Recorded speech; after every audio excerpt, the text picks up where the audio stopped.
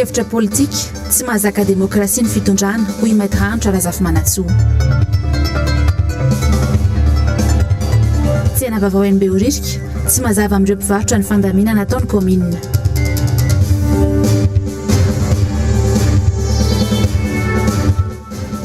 Fampianarana aiza ny fepetra avy amin'ny fanjakana.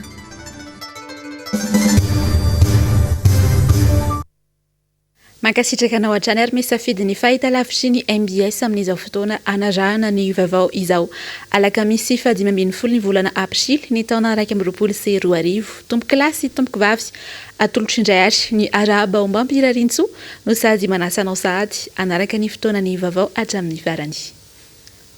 Tahaka ny mahazatra anatin'ny fisantarantsika ny vaovao isaky ny hariva toy izao dia makasika hatrany ny fianaky ny valanaretina sy ny tatitra farany mikasika ny fianaky ny valanaretina Covid-19 eto Madagasikara no anomboantsika ny vaovao toy izao indray ary ny antotany savoara farany raha asika eto Madagasikara manokana. Raraka ny salanesany voaka dia ny ampy 750 sy 700 indray ny isan'ireo olona mitondra ilay valanaretina Covid-19 omaly alarobia 14 ny volana Aprily ny taona 2024 raha mbola nanodidina ny 500 izany tamin'ny talata lasa teo. Eto amin'ny faritra Analamanga-trano no ahitana tranga betsaka indrindra amin'ny olona voan'ny Covid-19 izay mitotaly 430 sy 900. Manarakaraka azy eo kosa ny faritry Sofia izay misy tranga vaovao 520 ary eo amin'ny laharana fahatelo ny faritra Atsinanana izay misy tranga 430. Fito ny tranga pahafatesana izay mitsinjara toy izao roa teto amin'ny faritra Analamanga, mbola roa ihany koa ny tany amin'ny faritra Atsimondrefana ary ireo tranga pahafatesana telo farany dia tany amin'ny faritra Sava, Bonglava ary Sofia.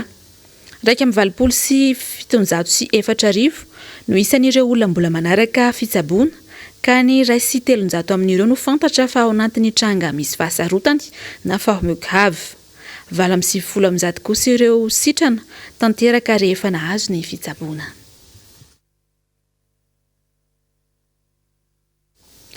Ny pejy sosialy kosa indray ary dia nampiantso mpanao gazety androany ireo mpivarotra amoron-dalana tesy anolohan'ny tsena ny pochard tsy mazava amin'izy ireo mantsy ny fiapetra noraisin'ny commune sy ny fandaminana noraisin'ny commune Antananarivo renivohitra mikasika ny amondrana azy ireo ao amin'ny anatin'ilay tsena vaovao etsy Beoririka. Nanao ny fanadihadiana tamintsika ary Nzavandre Mahefa sy Tahiriny Aina. Mitaraina noho ny fomba fiasan'ny commune mikasika ny famondrana azy ireo ao anatin'ilay tsena vaovao etsy Beoririka ireto mpivarotra amoron-dalana eto alohan'ny tsena pochard ireto. Efa nahazo taratasy ara-dalàna avy amin'ny commune Antananarivo renivohitra izy ireo tany ambolohany fa isan'ireo mpivarotra azo toerana ao anatin'ny tsena vaovao io. Akora nefa ny agagan'izy ireo fa nisy indray ny jeton nozarain'ny commune ho an'ireo mpivarotra sasany taty aoriana izay milaza fa izay manana io jeton io ihany no afaka mivarotra ao anatin'ny tsena vaovao io. Tsy mba sitraka izany nefa ireto mpivarotra ireto ka mangataka fanazavana fanampiny avy amin'ny commune. Nanomboka tamin'ny alatsinainy teo dia nisy tompon'andraikitra avy any amin'ny commune nandefa municipal maromaro nandefa an'ireny sécurité reny izara jeton dia rehefa tonga le jeton tsy fantatra na fanamafisana an'ity place ity le izy na tsy fantatra na fanakorontanana an'le place le izy tsy fantatray fa maro taminay izay efa nisitraka an'ity no tsivina aray an'le jeton dia rehefa tonga tao le jeton dia hoe ty jeton zaraina ho anareo dia hoentinao Malakamy ny atalata. Rehefa tonga ary le fizarana le izy mikorotana be zareo dia ireo ankizy rehetra izay mpivarotra tao anatiny ny ankabeazany tsy nahazo an'le jeton fa mpandalo ny betsaka nahazo an'le izy. Rehefa avy eo le jeton tsy hain'ny mpandalo hoe ataon'inona dia korotaniny namidiny zareo le jeton dia safe zany izay olona tsy tao anatin'le tsena indray no nanoratra anarana satria nahazo an'le jeton dia malahelo zay satria ngamera ny teny taminay hoe ianareo dia efa miandry an'ity miana ara-pahasalamana ity miandry amin'ny bloc sanitaire ho vita dia tafiditra ao amin'ny tsena ho Beoririka. Dia zay zany tsy mahalala hoe inona ny dikan'le jeton avany amin'ny ngamera ve sa hoe ahoana indray ny dikan'le jeton satria ny ankabeazanay ankizy tao dia tsy nahazo an'le izy. Akoatr'izay moa dia mitaky ny anafainganana amin'ny fisokafan'ny tsena ireto mpivarotra ireto. Ny tontolon'ny asa eto Madagasikara kosa indray dia nampiantso mpanao gazety teny amin'ny foibe toerany teny Anjanahary androany ny syndicat ny mpiasa mivondrona ao anatin'ny fisemare mikasika indrindra ny olana misy ao anatin'ny lalàna mifeny asa eto Madagasikara moa no votoatin-dresaka tamin'izany. Nzava-ndremahefa sy tahiry ny aina. Totana metaka ihany hoy ireto sindikany mpiasa ao anatin'ny fisemary ireto ny fomba nentina nanamboarana ny lalàna mifeny asa eto Madagasikara.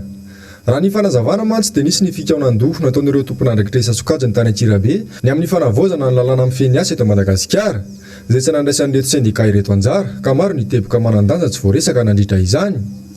Iroso amin'ny fandiniana ireo lalàna ireo eny anivon'ny CNT na ny Conseil national de travail anefa ny ministera afaka herinandro vitsivitsy izay tsy akasitrahany ireto sindika ireto. Raha fijerinay zany satria nahazo an'ity convocation ity zany zay ny membre CNT dia prévu mivory amin'ny raika amby roapolo Aprily raika amby folo sy roa arivo amin'ny hôtel Ibis. Zany hoe zany le zavatra tapaky ny zareo tany Antsirabe hoentina eo amin'ny CNT. Ny CNT dia rafitra afaka kevitra. Dia raha mijery an'ty le restitution ty zany zay fisemare dia manao fanambarana manaraka zao.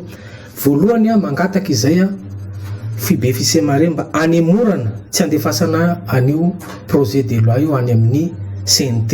Raha makasombosombony zao ato makasika an'le orinasa zay tsy manara-dalàna, le tsy manara-dalàna tiako tenenina zany hoe reny le secteur informel reny tsy voaresaka firy ato nefa reny dia samy ataoko angambany fa ireo orinasa zay secteur formel lasa victime mema raha miasa aminazy eo victime noho zay hoe zay le orinasa tsy ara-dalàna zay. Faharoa na remarque ihany koa zay makasika ny délégué de personnel mahita koa zany zay fa hoe ny fonction délégué de personnel dia ny titulaire ihany no mahazo bénéficiaire ny 15 heures amin'ny heure fonction la délégué de personnel. Zany zany zavatra mila débat le izy zay tokotra ve marina zay tokotra ve no aplam an'le tontolony asa eto Madagasikara makasika an'le contrat CDD na hoe fanaran'arakasa voafetra nitarina enitaona indray tsika nefa midradradradra hoe asa mendrika asa maharitra enitaona be zao ve hanao contrat CDD foana. Fa tokony misy débat à télé nationale zany zay andraisan'ny syndicat tsirairay syndicat velona tsirairay roa isaky ny entité zay zany no angatana mba afahana zany anatsara an'io code de travail io. Fa raha ity zavatra vita tany Antsirabe ity zany dia hoy izy hoe tsy manapidiny tokotra mpiasa salany chauffeur manitsa davaka. Takin'ireto sindikany mpiasa ireto ihany koa moa ny fanomezan-danja azy ireo eo amin'ny tontolon'ny asa. Mahatsiaro tena ho atao anjorom-balatrano mantsy izy ireo rehefa misy ny antso sy ny vahaolana aroson'izy ireo taka izao. Fa eo amin'izay lafim-baovao izay hatrany dia nitondra ny heviny manoloana ny fitokonan'ireo mpiasa isan-tsokajiny eto Madagasikara amin'izao ihany koa ny sindikany mpiasa ho an'ny androany. Tsy misy afa-tsy ny fifampiresahana ihany ny vahaolana ho hatrany nambaran'izy ireo. Nzava-ndremahefa sy tahiry ny aina. Tao anatin'izay herinandro vitsivitsy ny dirana tao anatin'ny amiana ara-pahasalamana izay dia saika nahitana fitokonana avokoa ireo sehatr'asa eto Madagasikara. Raha tsy ilaza fotsiny ny fitokonan'ireo mpitatitra zotra regionaly sy nasionaly, ny fitokonam-piserady, ny mpampianatra frame ary ny maro hafa izay mbola tsy nahitan'ny fanjakana vahaolana hatramin'izao. Ny mahagaga hoy anefa ireto sindikany mpiasa ireto dia tsy taitra ny fanjakana raha tsy misy ny antsika mafimafy kokoa ataon'ireo mpiasa mitaky ny zony ireo. Tsika rehetrarehetra samy miara-mahita fa ny eto amintsika eto zany raha tsy misy ny grève tsy misy ny tsaika hoe fanimban-javatra hoy izy ohatrany hoe fanakanan-dalana dia ohatrany tsy taitra le tompona andraiky. Aminay fisemare manokana zany vo misy fitakina anankiray na fitaran'ny anankiray dia tokony tompona andraikitra no andreindraikitra voalohany manoloana par rapport an'le le fitakin'ny mpiasa fa tsy iandrasana hoe efa mipoaka le izy zay vo mamono afo zay vo sarosaromana tsy zay ngamba fa raha zay nataontsika betsaka ny zavatra tsy mety betsaka zavatra tsy mety eto. Tsy misy afa-tsy ny fifampiresahana ihany nefa no vahaolana ho hatrany ireto sindikany mpiasa ireto. Zoany ve zany zoany tanteraka tokoa ny mitokony ka izay le araka ny teny namana kamarady teo hoe aleo misy ny fifampiresahana antso izy ho anareo tompona andraikitra antso izy hoe inona marary anareo ho vahana ny marary anareo satria olona mandray vola mamelombady amanjanaka ireo mihinan-kanina ireo raha tapaka ary ny trotro finanana ozy mipiry zay dia makaiza tsy mihinana. Andeha ho any mahajanga koa sindray ary sika atao anatin'ity toy ny vaovao manaraka ity dia nanatanteraka fitokonana ireo mpanjono any mahajanga ho an'ny androany fitakiny izay miompana indrindra amin'ny fanokafana ny fotoam-panjonoana 1 izay efa tokony nisokatra ny volana martsa lasa teo 5 volana izay no tsy niasan'izy ireo no tsy nandraisana karama ka izao ny afara tamin'ny filanjana sora-baventy izao mitatitra misika ny angom-baovao ary samy mamonjy MBS mahajanga Viry fanahy toy ny sabakakambodiriana ireo mpanjono madinika eto mahajanga amin'izao fotoana izao tao anatin'izay fitakina 5 volana nitakina izy ireo izay ny zony fitakina izay mitaky ny anokafana ny toam-panjonoana 1 ity raha tokony izy tokoa mantsy dia tamin'ny volana marsa lasa teo no tokony isokatra ny toam-panjonoana nefa ny hatramin'izao dia tsy misy izany fikasokafana izany mitoy fitokonana nataon'izy ireo androany zay ny angatanay andre matofoloa mba sokafanareo faran'izay aingana izy ty raha misy hoe tsy fankazahoanareo amin'ireo orinasa reo avoaitserika aloha ny sambo mba mae licence provisoire aloha dia avenareo mandamy mantaratasy manaraka zay ny angatanay tatsambo marobe reto andre mandora filoha miakatra amin'ny dingana ambonimbony kokoa ny fitakina raha mbola tsy mandray fanapa-kevitra ny fanjakana ary miantso manao feo avo mihitsy izy ireo fa tokony jerevana akaiky indrindra ny makasika ny karamin'izy ireo tanatin'ny 5 volana izay tsy azo izay anao moa ny teny hoe hoanakaiky any vahoaka ary zay mazangatona misy le président mahatsapa mihitsy fa ny vonino nalatsaka anao anaty lavaka tanteraka zay ny société kely mba nisy teto efatra sisa izy io fa misy totofanao anaty lavaka io koa ke zay misy le président hiditra amin'ny hetsika mafimafy kokoa noho zao zay efa raha nisy tefa tsy fiasana asa tsony angatana fa ny fanalananao etseky hidirany hafa koa mba atandra zah koa dia olona mifidy misy fa zah zao menina tompo samatana no monsieur le président ke vao malaky olana anay ty monsieur le président zay karaha mba angatana raha fama ihany anao mba mangataka salaire an'ity bateau de pêche ty fa io moa fanangatana tamina fahela ihany le karaha many bateau de pêche fa tsy le amazy andefa foana fa le karaha many ako zany mba jerena zay angatanay aminao indrindrandrindra le ministre ny pêche koa zany zay ro mangatanay aminareo mpitondra fanjakana angatanay zany hoe namaray raha ty fa mivarotra eo amin'ny pejy ny fampianarana dia nampiantso mpanao gazety androany mpianatra Akatso antony moa dia noho ny fianaky ny Covid-19 eto Madagasikara fa ihany koa ny fitohizany tsy fianaran'izy ireo no votoatin-dresaka tamin'izany fampiantsoana mpanao gazety izany teny Akatso no nanatanterahiny izay valan-dresaka ho an'ny mpanao gazety izay androany Asinandria Malala Tokra Marla na dia tsy mianatra azy ireo mpianatra ao Akatso amin'izao fotoana izao dia maro amin'izy ireo mbola taraiky eto Andrenivohitra indrindra ny amin'ny trano fonena ny mpianatra raha araka ny fanazavana hatrany dia manany ainy ireto mpianatra ireto satria tsy ampy ny sakafo hohaniny ary tsy ampy akoa ny eo am-pelatanany hitsabony tena indrindra amin'izao krizy ara-pahasalamana izao mba ny fahafahan'ny mpianatra miatrika ny valanaretina Covid-19 andiny voalohany takinay ny ametrahana centre médico-social opérationnel sy ny médecine préventive amin'ny campus universitaire manoloana izao valanaretina izao isaky ny siky izay misy dokotera misy fanafody ary tsy andoavam-bola andiny faharoa amafisina ny fandrahana ranom-panafody isaky ny efitrano mpianatra tsirairay fizarana kasibosy gelemain savony dispositif de lave-main isaky ny bloky andiny fahatelo takinay nanomezana tosika social mamaim-poana ny mpianatra rehetra mbola mijanona anaty campus amin'izao fotoana izao toko faharoa sady farany takinay nitadiavana vahaolana maharitra momba ny fianarana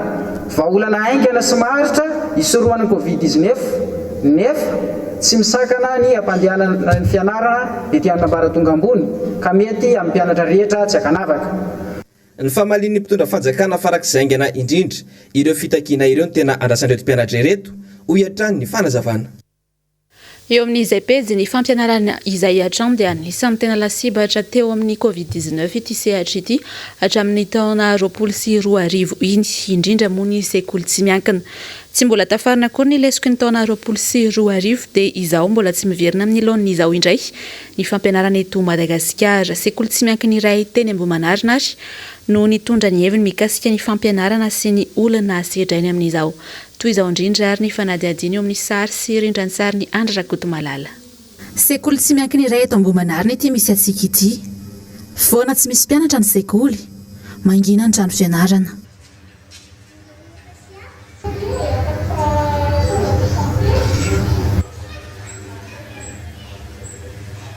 Raha tokony hiditra amin'ny herinandro avy io ihany koa ny sekoly dia nahemotry ny fanjakana 5 andro indray. Adsompanantenana ho an'ny sekoly. Tsy mbola tafarina akory mantsy ny banga ny taona 2024 dia izao indray. Raha 10 volana ny tokony ny anarany tamin'ny taona lasiny dia tsy nisy afa-tsy 4 bolana. Nanenjika ny taona lasa raika izany no mbola natao tamin'ny 3 volana voalohany iny. Ny tamin'ny heritaona moa ny voan'ny mpianatra tsy mbola voarana. Kanefa nisy indray ity fijanonana tampoka ity izay tsy napozin'ny sekoly. Tamin'ny voalohany aloha hoe 12 andro, 12 andro ny vakansa izao indray dia omaly vao mivoaka hoe misy indray ny mitondra ny vacances de Pâques izay tsy voafetrany izy. Tsy voafetra, tsy voasoratra atao hoe 12 andro sa firy andro sao hoe mitohy fotsiny vacances de Pâques. Tsy haina sekoly privé zany hoe ahoana ny anarenana an'izay ny voan'ny mpianatra zay satria tamin'ny heritaona ary efa tsy voarina. Zao mbola misy an'itindray etra ny anahirana ihany no hoavy zaza malagasy zany. Tapidalaka leny sekoly tsy miankina. Tsy maintsy aloha ny karama mpampianatra. Saingy misalasala ndray aman-dren'ny mpianatra andovola noho ny tsy fisian'ny fampianarana aty an-tsekoly. Tena tsy hitan'ny sekoly privé mihitsy zany izay atao satria ny fanjakana tsy mijery, tsisy mesure d'accompagnement raisin'ny fanjakana aloha hatreto ny ao amin'ny sekoly privé fa ny sekoly privé foana no tsatsa foana zany. Tamin'ny heritaona zao nisy an'ny zavatra iny karama mpampianatra tsy maintsy aloha isam-bolana ny ofa-trano tsy maintsy aloha izay manofa-trano tsy hitantsony eo aiza efa banque zany tamin'ny heritaona banque groupe zany sekoly privé. Zao misy an'ity indray tsy maintsy andoha ny karama, andoha ny jirama, andoha ny ofa-trano tsy hita sekoly privé aiza nahitana vola andoavana izay zavatra zay. Kanefa ny fanjakana tsy mambea hoe ito ny subvention fakatry misy subvention kely omben'ny fitondram-panjakana amin'ny ray aman-dreny ataon'ny ankizy zany anazara tena zany tsy misy lesona kely mo zany. Kanefa tsy io zao tsy voatery wakaty daholo ny ray aman-dreny. Maheno ny tenin'ny filoham-pirenena hoe zao zay dia misy sasany matahotra makatina dia ray aman-dreny olo lehibe ary zareo dia matahotra makaty dia hoe mampanahy ihany mety hoe ankavitsiana ihany indray no maka ny boky ety ampianarana hanao an'ilay devoir dia izay no mety anahirana kely. Boky no efa nomaniny ity sekoly tsy miankina ity omena ny mpianatra. Boky misy lesona sy fanazarana. Saingy mbola maro amin'ny ray aman-dreny no tsy nakasy taty amin'ny sekoly no nitahotry ny aretiny. Tsy mbola nisy kosa hatramin'izao ny vahaolana narosony ny fanjakana ankoatra ny fanemorana ny fidiran'ny mpianatra. Olana goavana iray ihany koa ny fari-pahaizan'ny zaza malagasy na ny mpampianatra na ireo ray aman-dreny dia samy manaminy izany avokoa. Hita mantsy ny lesoka nandritra ny Covid-19 andiany voalohany. Mbola betsaka ireo mpianatra tsy maharaka ny an-tsekoly taorian'ny fampiatoana 4 bolana tamin'ny taondasa. Lafomba afa-tanteraka kosa no entiko aminao ato anatin'ity fanadihadiana manaraka ity satria raha mampitsoaka sy atahorana hatrany ny Covid-19 dia tsy mba toy izany any Hervé moa dia mpamily taxi na mpamily fiarakaretsaka. Ilatsaka antsitrapo mantsy ny tenany hitondra izay marary ny Covid-19 arao. Ato anatin'ity fanadihadiana ity ary ny ampahany tantara ny Hervé mitatitra amintsika ny vaovao ary eo amin'ny rindran'ny sary sy sary ny tahiry ny aina. Izy no Hervé, 7 taona izay no nitondra ny taxi teto Antananarivo. Nanomboka nisy ny Covid-19 teto amintsika hatramin'ny heritaona dia nanolo tena hatrany izy hitondra marary. Efa novainy toy izao mihitsy ato anatin'ity 4L ity ho fiarovan-tenany. Fa ino ary izany no nahatonga ny Hervé hoe hitondra marary toy izao hoe ny olona mantsy tao mitsoaka daholo vao maheno hoe misy marary ny Covid-19 dia tsy matahotra hitondra ny vady aman-janaka ihany koa ve? Izy efa fitezana napita mihitsy angamba izay ny azoko ilazana anazy satria ireo olona nitaiza sy ny kolokolana no natonga nananao an'izao zavatra zao sy ny zavatra hoe fahatsapana. Eo ihany koa ilay finiavana hoe misy olona mila vonjy dia nampiana. Mahita fotsiny aho hoe misy olona misy fotoana nanatitra olona tamin'ny hôpitaly izay angamba ny azoko anambarana azy dia sahirana ilay olona tsy mahazo hôpitaly tamin'izany tamin'ny heritaona dia tsy misy taxi afaka mandray dia ohatrany hoe mahita hoe misy zavatra azo atao ihany ve amin'ny resaka fitaterana anampiana ny dia izay nanosika nanao azo zavatra. Rehefa misy fiarovana toy izao ihany koa ato anatin'ity fiarakeliny ity tondrel ny rafitsara evoany isaky ny arivo ary ny fanadiovan'ny fiara dia ampidiriny ny gant lasa izy tsy ny fiarany hitondra marary.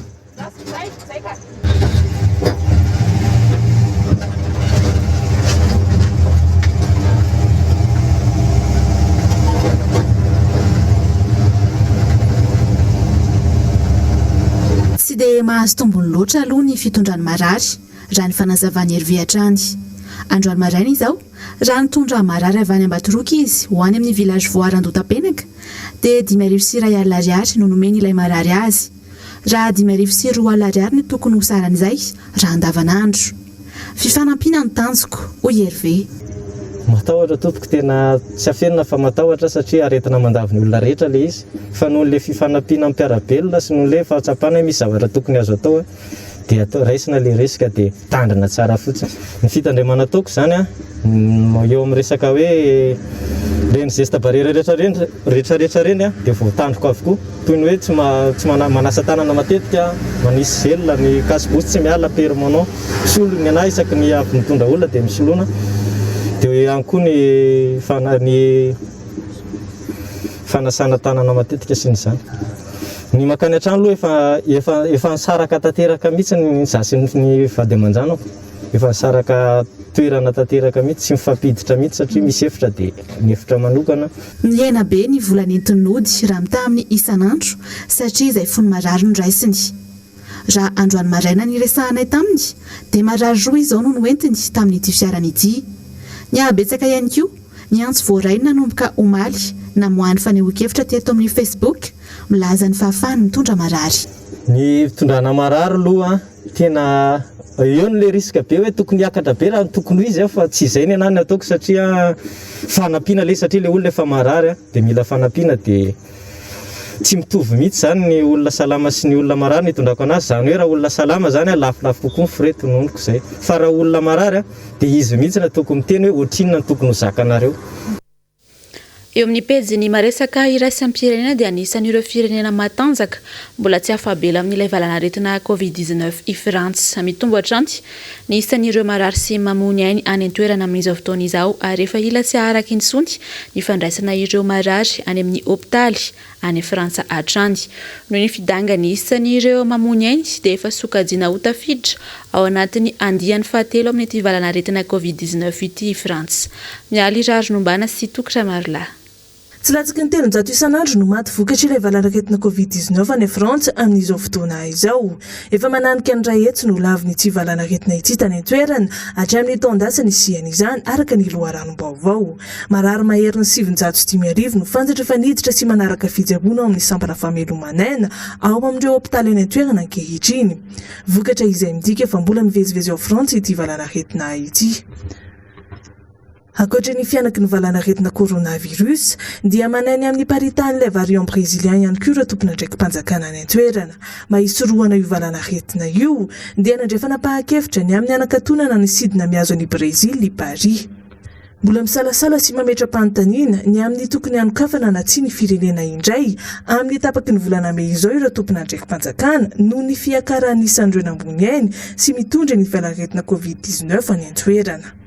Ankoatra ny Frantsa dia ahitana trangam-pahafatesana betsaka indrindra ihany koa ny any Grande-Bretagne izay efa mahatratra 7,4 sy 1 hetsy ireo namony ainy. Manarakaraka azy ny any Italia izay nahitana trangam-pahafatesana 5,1 sy 1 hetsy nanomboka tamin'ny fotoana nisiny ity valanaretina ity.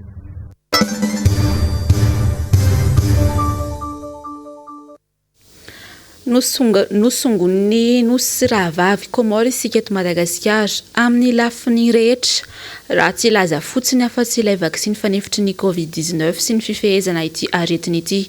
Manoloana izany indrindra ary dia mpanao politika iray no naneho ny heviny tamin'ny mpanao gazetina eo any Androany. Asinandria Malala sy Tokatra Marla. Ampindram-bolana Komoro isika eto Madagasikara hoy ny kandida Andrajoel tamin'ny vanim-potoana fampelezan-kevitra. Roa taona sy tapany aty aoriana gaga ny rehetra raha mampitany zava-misy any Komoro sy eto Madagasikara. I Madagasikara hatramin'izao tsy mbola nahazo ilay vaksiny fanefitry ny Covid-19 raha efa nahazo tsindro na 2,1 alina izy ireo. Nosy Komoro ihany koa dia efa nahafeny fianaky ny aretina Covid-19 raha ity taratasy navoaka ny ministera ny fahasalamam-bahoaka any an-toerana ity no jerena. Tamin'ny 13 Aprily lasa teo izao dia tsy nisy tranga vaovao tamin'ny fitiliana izay nataony. Tsy nisy ihany koa ny ainana fohy. 700 monjany azy ireo no namony ainy hatramin'ny idiran'ny valanaretin'io tao Komoro raha toka efa 720 ireo namony ainy ny antsika teto Madagasikara hatramin'ny androany. Ho an'ny pasteur Tsarame Edouard dia laza fa tokony isika indray no akatahaka ny Comore. Ny hevitra aloha tokony alefana Comore ny filoham-pirenena antsika. Tokony any Comore izy no hakalesona satria izy nanome teny vava mahery ny Comore hoe ny Comore ary ho ampitsika. Zao mifanohitra amin'izany teniny zany ny zavatra misy eto amintsika sy ny any Comore ka ny filoham-pirenena antsika tokony andeha any Comore aloha hanitry tena mba hakalesona hoe inona nahatonga anareo lasa tamin'ny sport, inona nahatonga anareo nahazo an'ity vaccine ty faran'izay ainga. Fa raha izao dia miteny hoe afabaraka ny firenentsika noho ny ataony filohan'ny repoblika. Le fitavozavozana mitamatama hoy izy le fitenena anazy betsaka ny olona miteny fa hoe tena manao génocide mihitsy ny mpitondra fanjakana mamono ny vahoaka malagasy.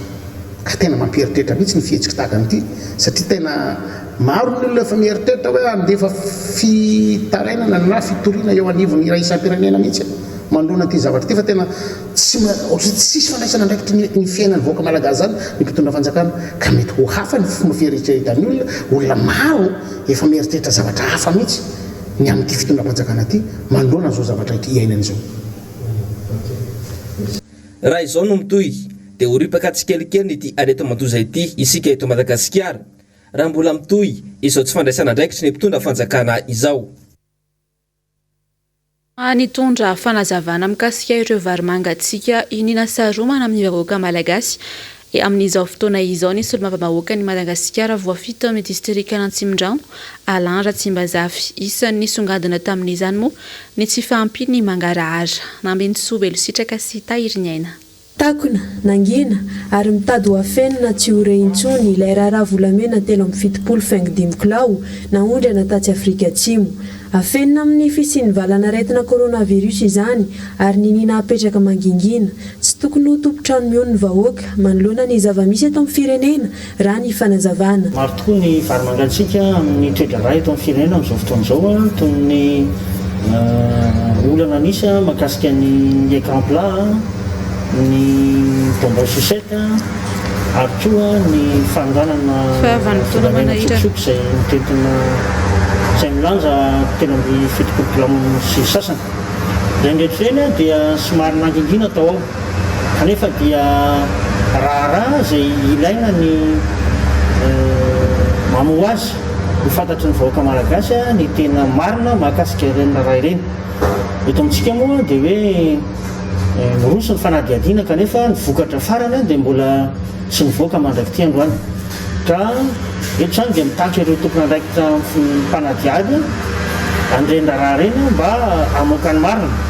Fantatry ny vahoaka malagasy ny tena miafarany ren-draharaha izay anisan'ny raharaha mamayvay toetra amin'ny tany sy ny firenena ireny. Tsy misy fampiarana fa kobakambava fotsiny ihany ireo velorano sy fampanantenana ho an'ny vahoaka. Tsy misy ihany koa ny mangarahara manoloana ny fampiasana ilay atao hoe plan Marshall. Mahakasika an'iny ny teti-bolam-panjakana dia tafiditra tao anaty izany teti-bolam-panjakana izany tamin'ny taona lasiny ny vola natokana ho an'ny tetikasa antsoina hoe plan Marshall izay mitetina 1043 milliards d'ariary ny teti-bola izay natokan'ny fanjakana andaterahana ireny. Io plan Marshall io moa dia natao anatanterahana foto-drafitrasa maro eto amin'ny tany sy ny firenena ary ny asa fampandrosoana isan-karazany.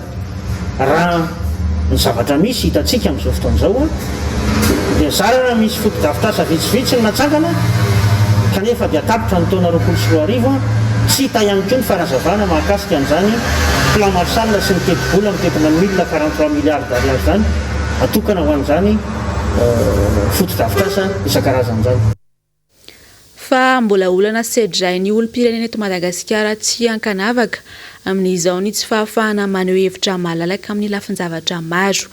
Fanenjehana avy hatrany no miandry ireo mirehetra milaza ny heviny ka manelingelina ny fitondram-panjakana noho izany no antony nilazany solombavambahoaka ny Madagasikara iray tao anatin'ny fiandaharana miara-manonja ho an'ny androany fa tsy voahaja ny resaka demokrasia eto amintsika. Mialy Sarinombana tahiry ny aina. no irairan'ny fitondram-panjakana hatrany fa tany mandala ny demokrasia Madagasikara. Tsy izany velively nefa ny zava-misy eto amintsika fa hiarany antonjay avy hatrany ireo rehetra izay maneho hevitra indrindra fa ny lafiny ara-politika manotoina izao fitondrana izao. Anisan'ny hiarany izay fanenjehana noho ny filazana ny zava-misy marina izay ireo mpamakafaka ara-politika sy ireo mpandray fitenenana ao amin'ny fandaharana miara-manonja. Mbola fanontaniana mipetraka hatrany hoe inona no atahoran'ny fitondrana, inona ny tsy ahazakana ny demokrasia izay heverina ho anisan'ireo fototra goavana ampandrosoana ny firenena. Le fanehoana hevitra politika dia tsisy dikany eto amin'ity firenena ity izay milaza anazy ho demokratika sy manaja ny demokrasia. Fa rehefa maneho hevitra politika ianao dia fanenjehana no setran'izay. Ary izay no mahatonga antsika eto amin'ity miara-manonja ity miteny foana ary mampatsiahy foana fa ao anatin'ny ady fampandresena zany demokrasia eto amin'ny firenena zany sika. Ao anatin'ny fotoana itsika miady ho an'izany demokrasia zany ary ho an'ny fanajana zany tany-tandalana indrindra ary fa amin'ny tany-tandalana dia ny fanajana ny fahalalana politika, ny fahalalana fototra dia anisan'izany ny fanehoana hevitra toy izao. Tsika nefa fa mahafantatra fa tsy mazaka an'izany demokrasia zany ty fitondram-panjakana ity. Manararoatra ny fisian'ny valana aretina COVID-19 sy ny ame anara-pahasalamana eto amin'ny firenena ny fitondram-panjakana araka ny nambarany ity solombavam-bahoaka ny Madagasikara ity hatrany. Ny fisian'ity aretina ity dia manome oxygène ho an'ilay fitondram-panjakana satria tamin'ny fotoanandro atsika nanomboka tamin'ny fotoana nanovantsika ny fandaharana miara-manonja ity dia tadidio fa ambony dia ambony ny tension politique teto amin'ny firenena. Mbola tsy nidina teny an-dalambe kory tsika fa vao nisy fikasana fotsiny hoe andeha hanao tatitra ny solombavam-bahoaka na idina eny Ambohijatovo ny RMDM na ny mpanohitra dia zavatra hitantsika dia déploiement na fametrahana mpitandro filaminana tsy toko tsy foroana, famoahana fitaovam-piadiana izay atao ampiororona ny rehetra mihitsiny. Eny fa na ny ao anatin'ny fitondram-panjakana raha dia miororo mahita an'ireny fitaovam-piadiana ireny satria matahotra hoe ho ampiasainy ireny fitaovam-piadiana ireny ary dia atahorana fa isy raha mandrika, atahorana isy korotana ary hiafara amin'ny fionganan'ny fitondram-panjakana. Sauvé par le gang ny fitondram-panjakana fidin'ny mpitondra satria misy aretina aloha izay tsy maintsy hatrehana. Maro ny andraikitra indraindray ny olom-pirenena tsy ankanavaka ho raisin'ny fitondram-panjakana. Ankoatra ny famelana azy ireo malalaka aneho hevitra mikasika ny zava-misy marina dia mbola andrasan'ny rehetra ihany koa ny vahaolana momba ny resaka sosialy hiatrehana ity valana aretina izay mampiororo ny rehetra ity amin'izao fotoana izao. Dia izay indray ary no mamarana ny fotoana ny fampahalalam-baovao ny MBS tamin'izao alina izao mankasitraka anao nanaraka izany hatramin'ny farany sampana fampahalalam-baovao ny MBS manome fotoananao tahaka ny mahazatra raha mpitso amin'ny fitoro asy sasany indray veloma tompoko.